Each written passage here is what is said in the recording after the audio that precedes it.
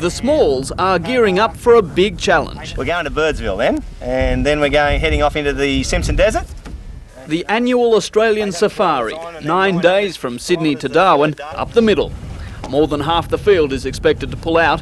If Linda Small makes it to Darwin, she'll be the first woman to complete the course on a motorboat. Behind Linda and her XR250, parents Colin and Glenda. They've done it all before, but this time they're back up. Most days you'll catch them in the scrub around Pete's Ridge, practising 1,000 kilometres a week, striving for that stamina.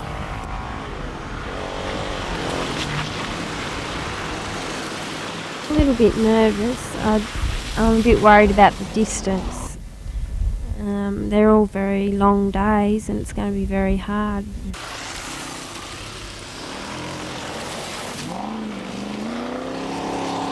It costs $4,000 to join this. The long days, the aching limbs. Is it all worth it? Definitely. When you get out there, Yeah, we don't smoke, we don't drink, we don't gamble, so it's one of our things that we like to do. And how's Mum going to feel, stuck in the support car, watching daughter duelling in the dust and the dark on her way to Darwin? And you always got to be careful, but with Linda there, I'm going to be extra careful. I wish we had a break on my side, and I'd feel more confident anyway. The safari starts at Sydney's Amaroo Park on August 8th. Those who do make it to the top end will do so on August 16th.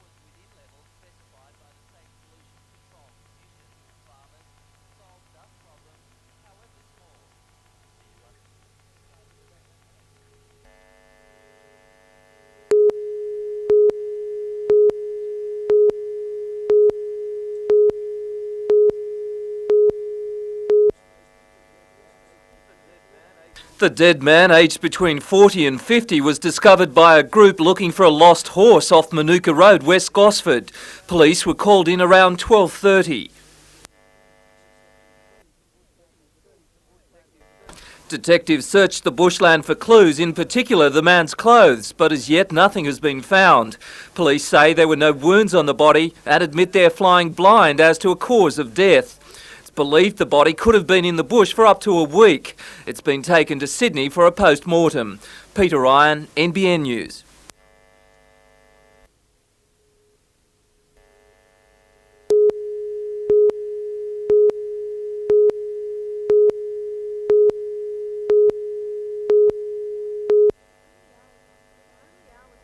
Only hours after arriving in Newcastle today, the delegation of 6 visitors from Ubay welcomed by Lord Mayor John McNaughton. Ubay became a sister city of Newcastle in 1980, its business dealings with coal the initial link. Strong cultural ties have developed since. That relationship strengthened even more as a result of the earthquake. Within weeks of the disaster, Ubay residents took up collections, raising more than $100,000 for quake relief. The cheque was personally delivered to the Lord Mayor in January 90 by 2 people present today, Mr Ogasawara and interpreter Ms Akagi.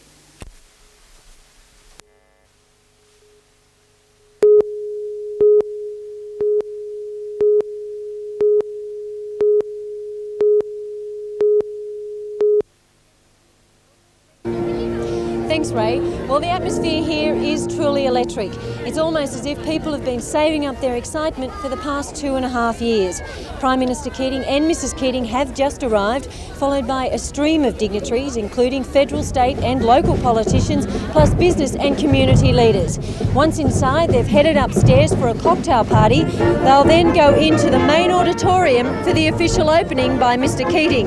It's scheduled to begin in about half an hour. But for now, it's back to you in the newsroom.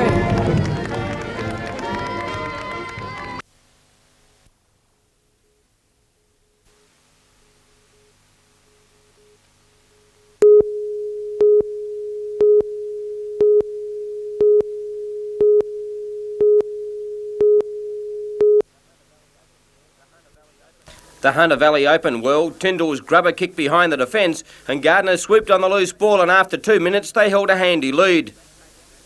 Back came the visitors. Jones' long pass found Smith onto Egar, and he had Leary looming up in support, and Newcastle were back in the match. From there on, a procession. Price to Hode, who somehow got a pass away to Fairhurst, who did equally well to pop a ball up to Smith, and he threw the big dummy to score under the posts, and it was all over.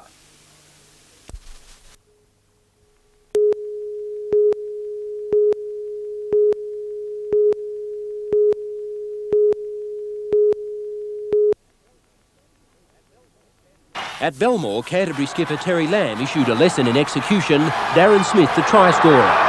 Had Hagan's pass to Boyd not been called forward by Eddie Ward, the Knights might have led at the break. After half-time, there was nothing in it until Lamb sent the ball through Maguire to Pollamouta, who tossed Jason Williams a gem.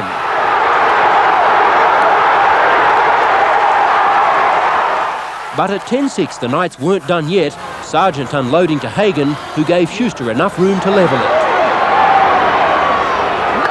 The big Kiwi centre then had this to give Newcastle a 12-10 edge. With 2 minutes to go, Terry Lamb made the strange decision of going for 1 point, which effectively destroyed any chance Canterbury had of salvaging a win.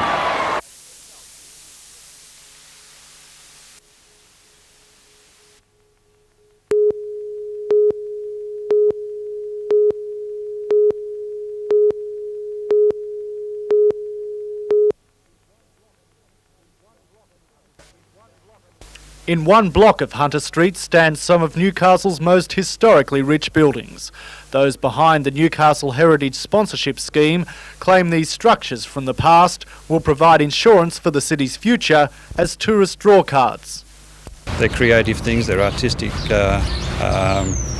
assets of the city, and why not provide a sponsorship whereby one could assist in the presentation of those buildings. The Newcastle Chamber of Commerce is at the helm of the sponsorship scheme and is confident the money will roll in to finance projects to help bring the past back to life. We believe that business itself will come to the fore, assisting financially in developing these projects, enhancing our tourism potential that we have at the city at the moment. The scheme's supporters are hopeful that improvements to the old buildings in Hunter Street will be the first step towards reviving plans for a heritage mall between Bolton and Watt Streets.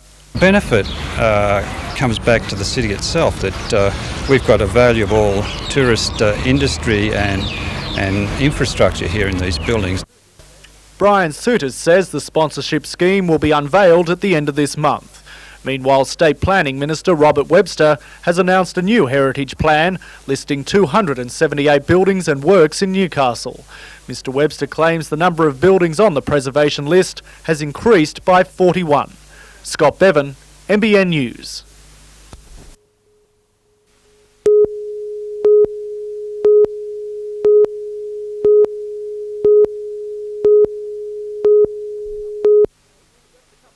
It was just a couple of weeks back. The Sunshine Coast played host to the national IRB titles. Nobbies was expected to perform strongly, but it did better than that. It rewrote the record books, picking up 2 medals in the one event, first and second in the Assembly Rescue. On a cold, windswept afternoon, the boys from Nobbies demonstrated their top-rate Assembly Rescue routine. The next challenge, the $30,000 Grand Prix. 4 events being contested: surf rescue, mass rescue, assembly and teams rescue.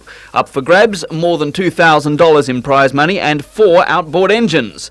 The dates and times go something like this: Saturday, July 18th at Cape Hawke near Foster and Saturday, August 1st at Nobbies.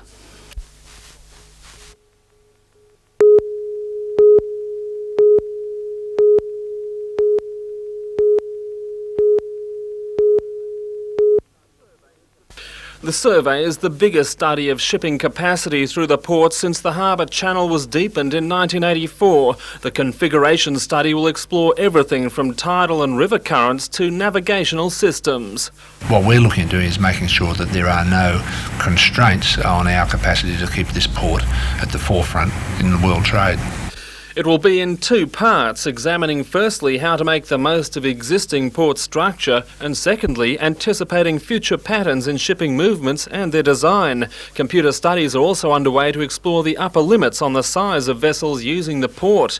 New technology has made it possible for bigger ships to enter or leave. The largest ship using the port, the Iron Pacific, is also the most manoeuvrable. There are different trends in ship sizes, and what we've got to do is be ready to deal with that. The coal and steel industries are also playing an important role in the study. Results are expected by the end of the year. Tom Hilston, NBN News.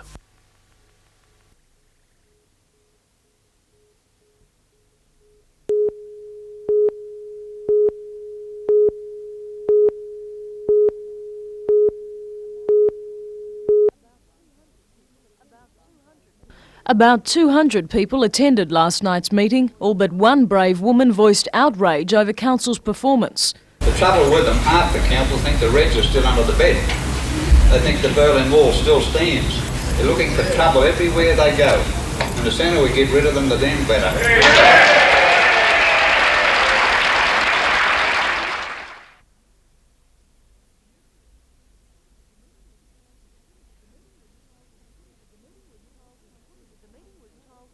The meeting was told in putting its house in order, council has removed not 4 but 5 people. In February, council suspended Shire Clerk Cess Cotton, Storeman Warwick Armstrong and engineer Jeff Bickford. Just over 2 weeks ago, acting Shire engineer Trevor Grandin was also suspended. Last night's meeting heard allegations that another employee has endured a 4-day suspension.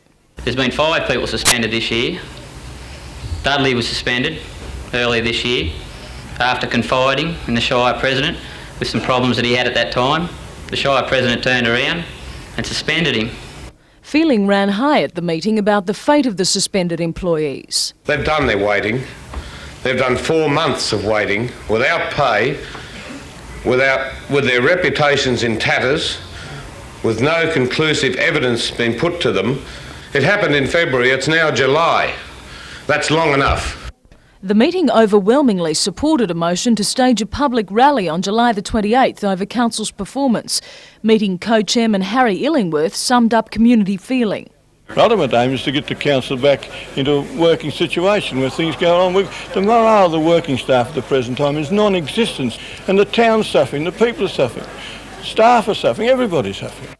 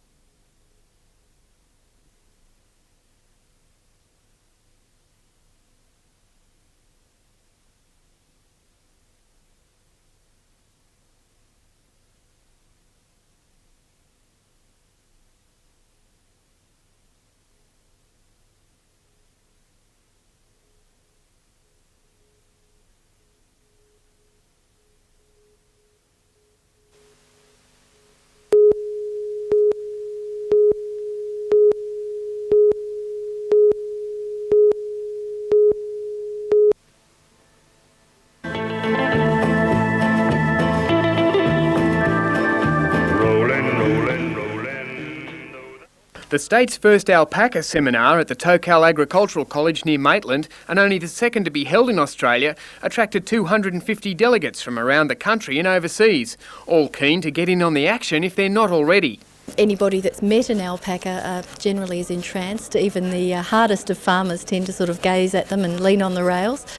More importantly, they can add diversity and an alternative income source to large and small properties. But alpacas don't come cheap. A breeding female costs around $20,000. The docile animals that hum form low-maintenance herds, and demand for their fleece outstrips available supply. It's a luxury fibre. It's a boutique fibre, only a small amount of it produced worldwide. One very main difference is that it comes in 26 natural shades, so you can produce a lot of garments before having to use dye. Australia is fast becoming a world leader in the development of alpaca breeding. The animals thrive in our rich pastures, offering more feed than the indigenous South American environment. So Australia's like a luxury hotel for them in most parts. The only thing they're not acclimatised to is very high humidity, which we don't have in a lot of Australia.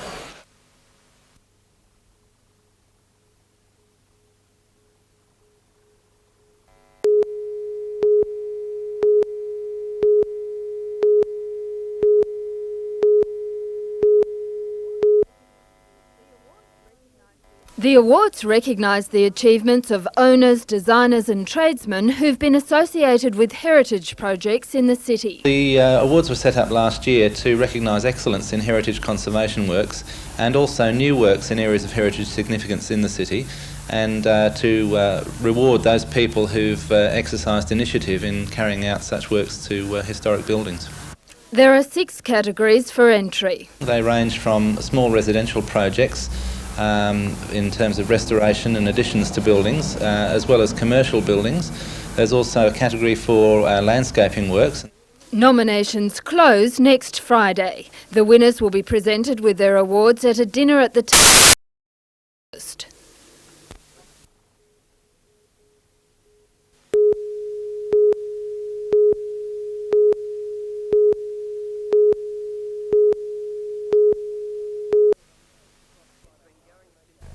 It's been going since 6 o'clock Friday night and they only finished about 20 minutes ago.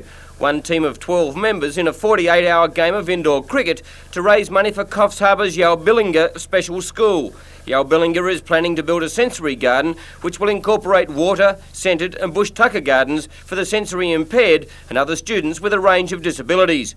Giving their support today, Steve Small, Brad McNamara and Dave Friedman, all state shield players, and a host of others including our own Ian Cameron, who had the odd bit of trouble hitting the pitch, let alone getting one to trouble the batsman. Over at Sawtell, the pace was a little slower, the midriffs a little wider, but the competition just as fierce as in their heyday. It was the 4th Mid-North Coast Veterans Doubles Tennis Championship and attracted 176 players from as far away as Canberra in the south and the Gold Coast in the north. All veteran age divisions were contested in men's and ladies doubles as well as mixed doubles, with fun as much as competition the order of the day.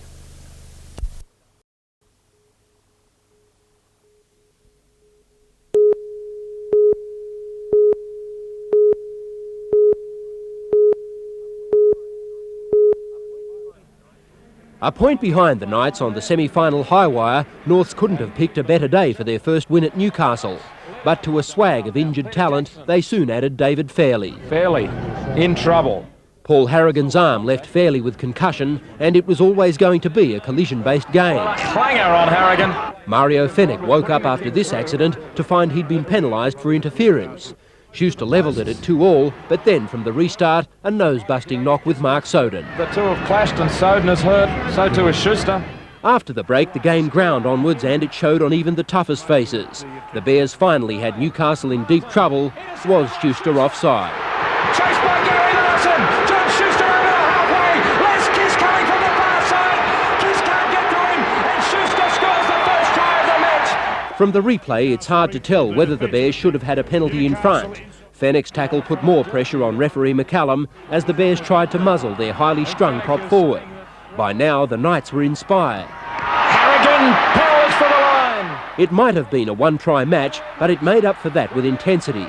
5 minutes from time, McCallum gave the decisive penalty against Norths for holding down and binned a talkative Fenech. Schuster put the Knights out of danger. And the crowd roars.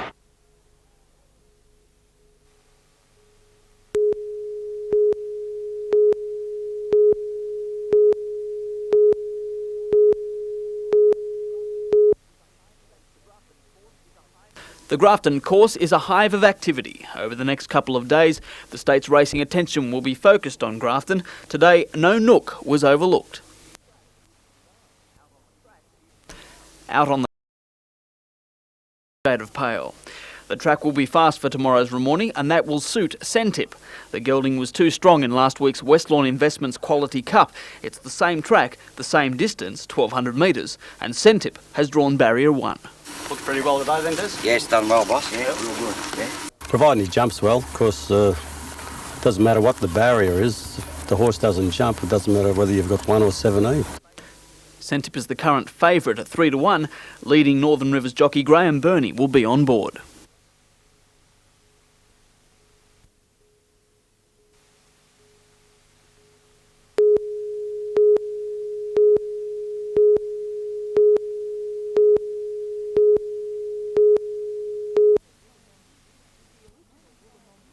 The original Woolamombi Bridge was built 95 years ago when traffic demands weren't quite what they are now. A decision to replace the dangerous one-lane bridge came when maintenance costs began to skyrocket because of increased traffic flow.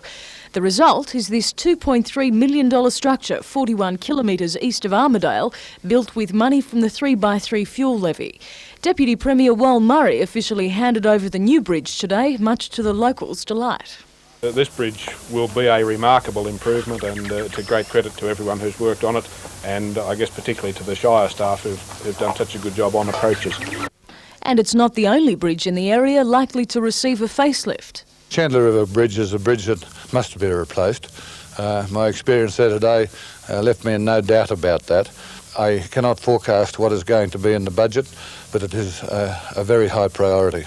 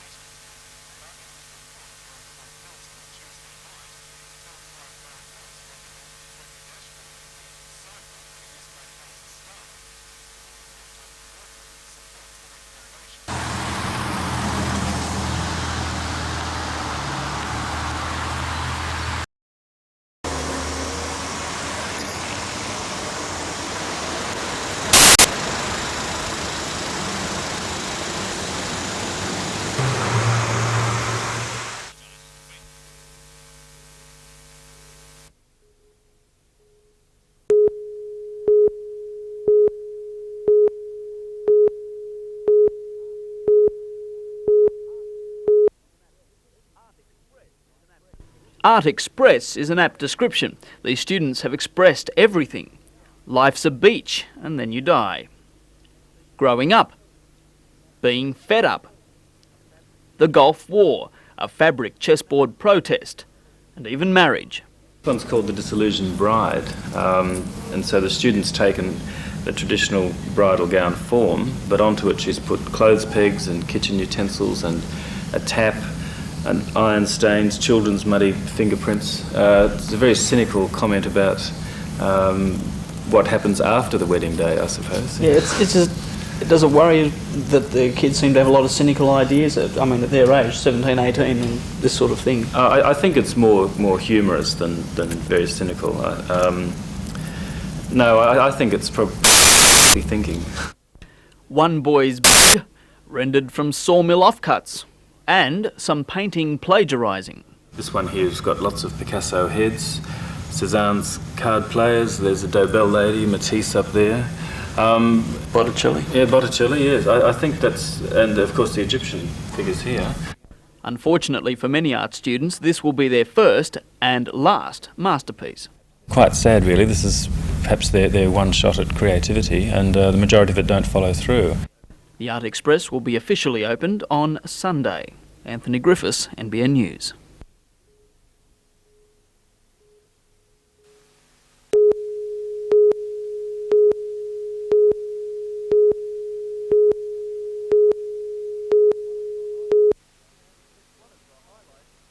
It's one of the highlights of the international sporting calendar, the Stroud brick and rolling pin throwing contest. On this day for the last 32 years, the people of Stroud in Australia, Canada, England and the US go a little over the top.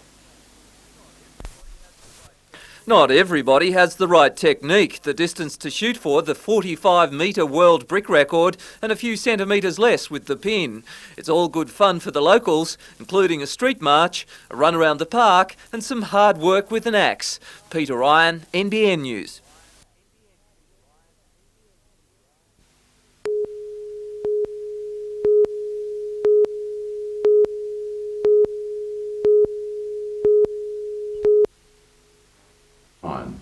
And I would like to congratulate the architect Anthony Deacon and the builder Mal Cooper on their fine work. This is a great building. Hughes House cost $175,000 and according to the Minister, it's an indication of a caring community. $85,000 came from Armidale Council, $9,000 from the local community and the rest from the state and federal governments. The Minister also launched a manual which will make it easier for the elderly and disabled to apply for grants under the Home and Community Care Scheme.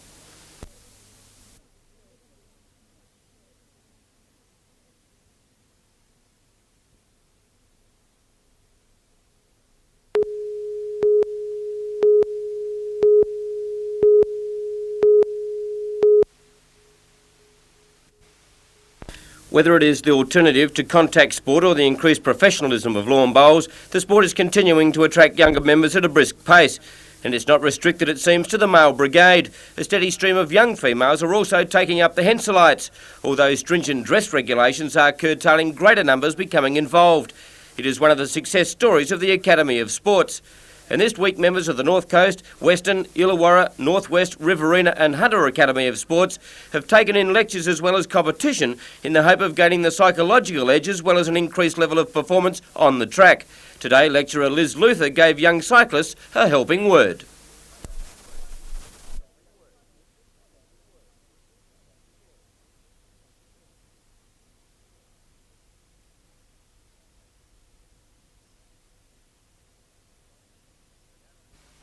When out on the road in the two-man time trials, it was obvious all and sundry had been listening, as the efforts were excellent, with the old saying, using your head being put into practice.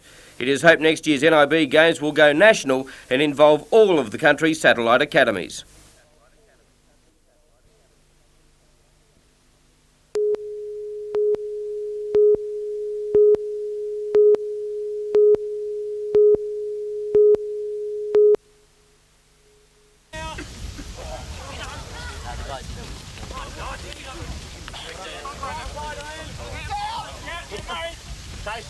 Put down. Number 10. Giddy Muzza!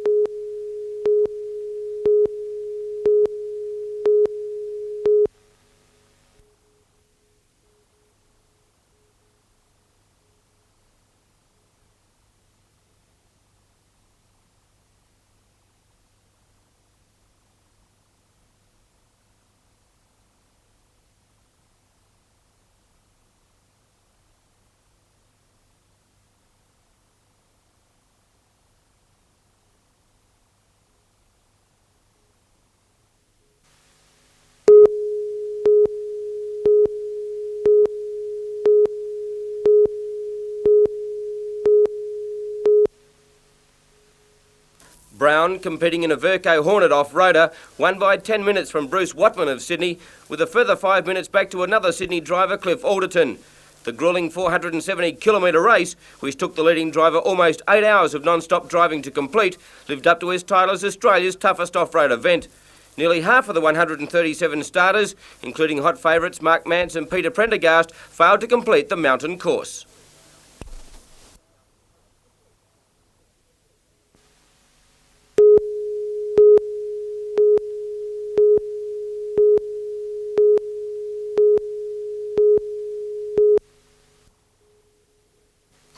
Police believe 2 people broke into the Mayfield Sports Centre just after 9 o'clock last night. Inside, they smashed the glass on a gun display case and grabbed 2 weapons each. The store owner is certain they knew exactly what they wanted. They seemed to know what they were after, yeah, exactly.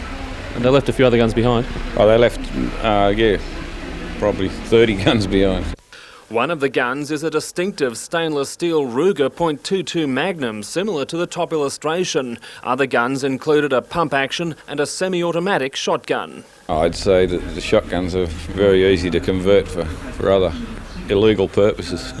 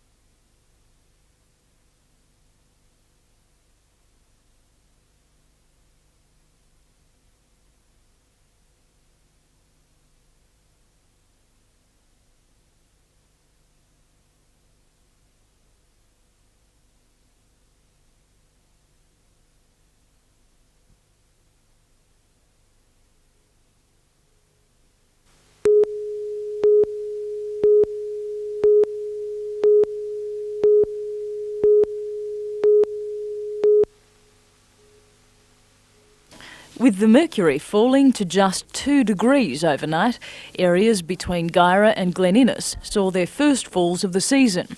Overnight, the snow cover was reportedly quite heavy, but due to recent damp weather, much of the icy ground cover disappeared by morning.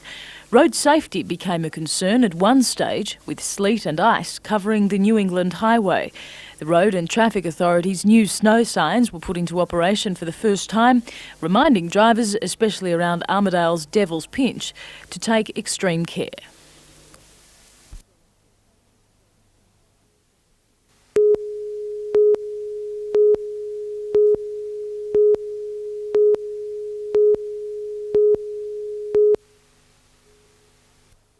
After making it through several rounds to be one of 16 teams left in the statewide knockout competition, the girls from Juval High were confident their form would continue to at least a quarter-final clash with Taree High.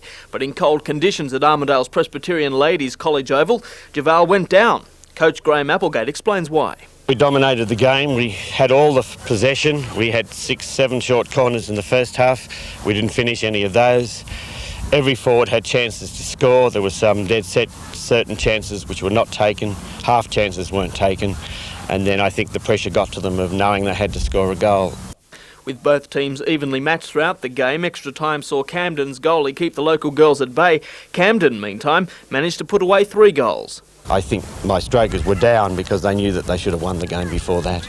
I don't think they could lift themselves for that part of it. With their state hopes thwarted, the girls will now concentrate on the local competition, where they are defending regional champions in the A-grade division.